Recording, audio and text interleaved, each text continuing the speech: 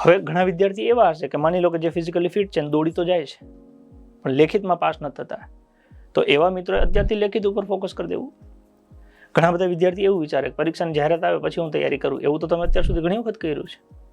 દર વખતે જાહેરાત આવે ને તૈયારી કરો, પછી પરીક્ષા જતી રહે, તમે નહીં જતા, તમે ફરી પાછી બીજી જાહેરાતની રાહ જુઓ છો. જો તમે નક્કી જ કરેલું છે કે તમારે સરકારી નોકરી કરવી છે, તો જ્યાં સુધી તમારા હાથમાં ઓર્ડર ના આવે ને ત્યાં સુધી તમારે ચોપડી ઝાલવી પડે. અને જ્યાં સુધી તમે ચોપડી ઝાલવાની એ ટેવ નહીં પાડો ત્યાં સુધી લગભગ ઓર્ડર નહીં આવે. 1 વર્ષથી લઈ અને 5 વર્ષ આ નોર્મલી સમય હોય છે. સ્પર્ધાત્મક પરીક્ષામાં તમે એન્ટ્રી લો તો 1 થી લઈને 5 વર્ષનો સમય આપવાનો.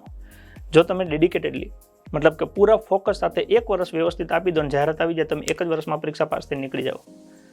પણ કદાચ જાહેરાત ના આવે તો 1 ના 2 થાય, તમારી ભૂલો હોય તો એ ભૂલો સુધારવા માટે પાછું તમે 1 વર્ષ લો તો 3 થાય, તો એમ 3 થી 5 વર્ષ થાય. પણ નોર્મલી 1 વર્ષ તો મિનિમમ દેવું પડે. તો હવે એ અભ્યાસક્રમની વાત કરીએ કે માની લો કે તમે ફિઝિકલ પાસ થઈ ગયા અથવા તો 3 મહિનામાં તમે ફિઝિકલ પાસ કરી લેશો, પછી લેખિત, તો એ લેખિત અત્યારથી જ ચાલુ કરવાનું છે. પોલીસ કોન્સ્ટેબલની વાત કરીએ તો પોલીસ કોન્સ્ટેબલનું જે પેપર છે એ 200 માર્ક્સનું પેપર છે. 200 માર્ક્સના પેપરમાં 2 ભાગ પડે છે. એક પાર્ટ એ છે ને એક પાર્ટ બી છે. પાર્ટ એ છે એ 80 માર્ક્સનું છે અને પાર્ટ બી છે એ 120 માર્ક્સનું છે.